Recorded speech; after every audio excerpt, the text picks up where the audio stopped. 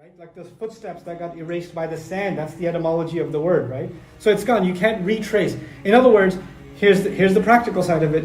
If you do this for someone, if you decide to forgive your mother or your brother or your sister or your husband or your wife or whoever, you decide to forgive someone, then you can't bring up what they did and say, you remember when I forgave you?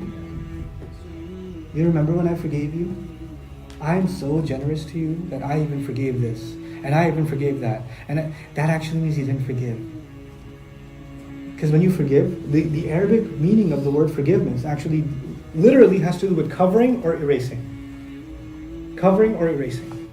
And this is not, I'm giving you the example of family. The forgiveness within family is talked about in Surah Al-Taghabun. 3 words are used in sequence.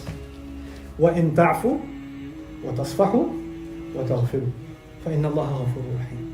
Allah says about your spouses and your children, there can be enemies among them. They can create so much problem for you that they can become an enemy.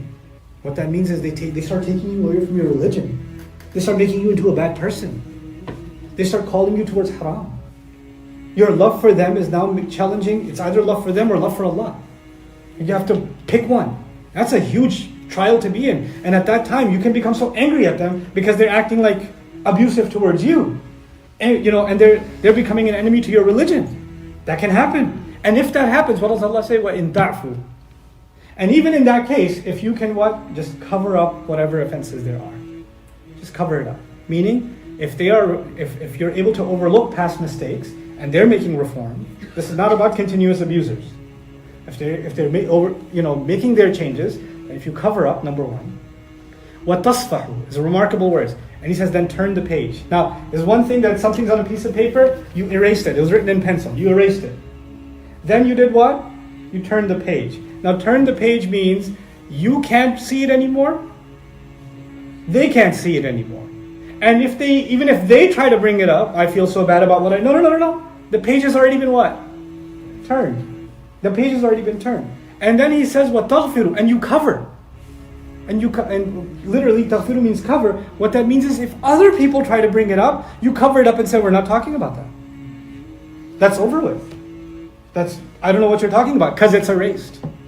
And I'm not even on that page. And we're never going to bring this up again, because you're going to cover it up. وَتَغْفِرُوا. Then Allah is forgiving. فَإِنَّ اللَّهَ غَفُورٌ رَحِيمٌ. So he says, this second quality, the first quality being those who spend when it's easy, when it's hard. The second quality being they're able to suppress the unruly parts of their anger. They're able to control rage. Not just their own, but even those around. They don't get riled up by what's going on around them. Okay? They don't react to other people. There's 2 kinds of rage, by the way, I forgot to mention. There's rage that's inside of you, and there's rage that other people instigate into you. So you could be on your own, sitting in your living room, and there's a fire burning inside your head. There's that kind of rage. And then you were completely fine until you talk to a couple of people and you're like, what?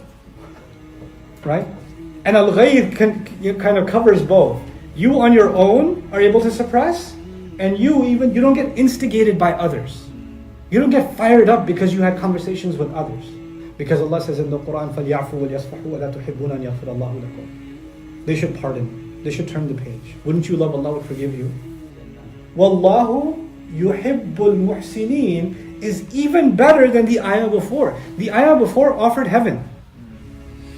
Now Allah offers something way bigger than heaven. He offers not just the title of muttaqeen, He offers the title of al-muhsinin, those who do their very best, the excellent ones. And then on top of that, He doesn't just say He rewards them or He will forgive them. He says He loves them. And Allah, in fact, He loves al-muhsinin. Wallahu yuhibbul muhsinin. That's what you get out of this. There's a very powerful spiritual incentive that Allah put inside of this mindset. وَالْكَاظِمِينَ الْغَيْظَ وَالْعَافِينَ عَنِ النَّاسِ وَاللَّهُ يُحِبُّ الْمُحْسِنِينَ. Look at the logical continuity and I'll wrap up. The first thing was, they are charitable. When you're charitable, it opens up your heart. It softens your heart to the plight of other people. As a result of that, you have better control over things that make your heart hard. Like what? Like anger. So even though you have anger, it never goes out of control. The rage doesn't take over you. because you do something that keeps softening your heart. The thing is, you and I are watching, in the media, we're addicted to watching terrible news all the time that hardens our hearts.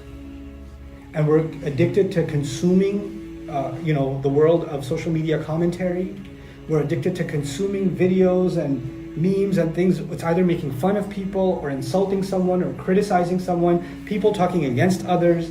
That's all we're doing, is pointing at other human beings' flaws or making fun of them. That's all we're doing, constantly. Or we're enraged about someone or something. There's rage, there's condescension, there's arrogance. All these things that our eyes experience, but the effect isn't just on our eyes or our ears. The effect is straight onto a hardened heart. And that hardened heart is less and less charitable, and it's less and less capable of forgiving. Less and less capable of suppressing anger. By the way, if someone is not able to control their anger, the third one is impossible, isn't it? Forgetting something that happened? No way. How do you want me to forget that? You want me to let that go? No. I won't let that go. There's another group of people that's remarkable. They're remarkable for another reason. And that reason is they're able to suppress and swallow their rage. They're able to swallow rage. وَالْكَاظِمِينَ الْغَيْظَ. And this phrase, in the context of the seerah, you have to understand, the first example of that, according to Imam Razi, is the Prophet himself, sallallahu alaihi wasallam. He's extremely infuriated, angry, frustrated, hurt, saddened by what happened to the Sahaba. Not just what happened to him, more importantly, what happened to Hamza radiallahu anhu. And the words that came out of his mouth I discussed with you before, the kind of frustration that he experienced on the day of Uhud, sallallahu alaihi wasallam. Allah says the first quality, they're able to suppress the anger. They're able to swallow that anger. And that the first demonstration of that was the Prophet himself, sallallahu alaihi wasallam. The second part of this is we did suffer terrible loss. And it was a result of some archers that left their position. Now everybody else who suffered loss or whose family member got killed, you come home with not the news of victory, but you come home with the corpse of the father, the brother, the husband, the son, right? And what happened? How did this happen? Well, the archers left their position. Who? My neighbor? He's one of the archers? How are you going to look at that neighbor now? Every time you look at him, you're the reason my uncle's dead. You're the reason this happened. Every time you see the Prophet ﷺ's injured face, you're sitting in the khutbah and you're listening to the Prophet ﷺ and you're looking at this guy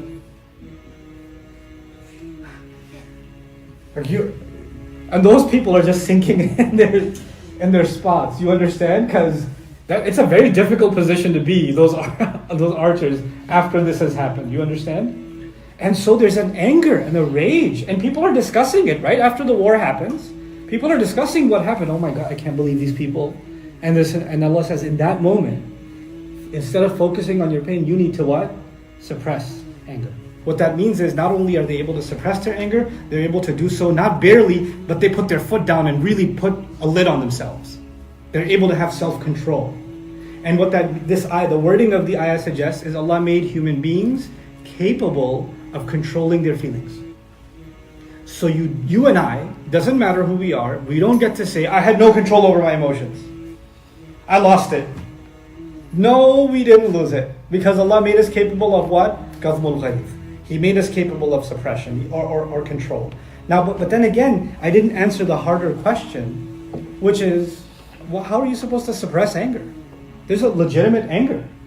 Even the Prophet ﷺ felt angry, So the way to understand this problem, first, let's look at the word anger that Allah has used in this ayah. Let's look at it a little bit deeper. Then we'll look at the word suppression, qadhim. We'll look at that a little bit deeper, and we'll put those two things together and try to figure out what we can get from this ayah about our anger, about how we can live this ayah and run towards Jannah by controlling our anger. Right? Because at the end of the day, what is this connected to? Protecting yourself, muttaqeen, the people of taqwa who control their anger, who suppress their anger, which means if we can do this, we're actually preparing ourselves from Jannah. It also means if we can accomplish this, we're saving ourselves, we're protecting ourselves. What that means is, if we're not able to suppress our anger, then the first harm we are doing is not to the one we're angry at. The first recipient of the harm is ourselves, because we fail to protect ourselves. There was a harm coming our way as a result of demonstrating anger uncontrolled. right? He said anger itself. Suppress anger itself. You know what that means? Not only are they able to suppress their own anger, when angry people come around them, they're able to calm them down too. They don't, sometimes you know what happens? You're completely fine. And somebody comes to you, man, I'm so upset. And you're like, oh yeah? I'm upset with you too now. And two people being upset is actually not times 2, it becomes times 10. You make the problem 10 times worse by instigating someone else or validating somebody else's anger and being angry along with them. So you make it worse for them and for yourself. When you go to 3, it's not the anger of 3 people, it's the anger of 30 people now. That's what it turns into. Allah is saying not only are you able to suppress it yourself, when angry people are around you, you're able to not be part of that fire. You're able to suppress it also for them. Or at the very least not engage in it yourself. But there's a level of anger that when you express it, it crosses Allah's bounds. Because when you're angry and you start using filthy words, or when you're angry and you start using your hands or feet for the wrong thing, or when you're angry and you start insulting someone, when you're angry and you become disrespectful, or when you're angry and you do something you shouldn't have done, then those are all overflowing. So the anger is there and the thought is there, I gotta do something, but you're able to what? Put a lid on it and not let that come out. That's taqwa. That's a remarkable quality of taqwa. As mad as you are, you don't let out an unhealthy expression of anger. It's not like, what do you want me to say? Nothing? You want them to get away with it? Yeah, at the time you got to cover it up. Because at the time, if you express your response, it's not going to be a good response. You're going to become as guilty as the one that's offending you. You understand? You got to let yourself come to a calmer state and then respond and say, hey, here's what was upsetting to me. They're able to do that. They're able to not react impulsively because of their frustration, because of that enraging heat inside of them. It's like contain that heat before it boils over and spills over and creates chaos. That's the imagery of al-kadhi min al-ghayz. And that's a pretty difficult thing to pull off. But look at the continuity. The first thing was they're charitable, right? When you're charitable, your heart opens up to people. The first thing that happens is your heart opens up to people. Becoming charitable means you're concerned about the well-being of others. The more you become concerned about the well-being of others, the less you are consumed with yourself.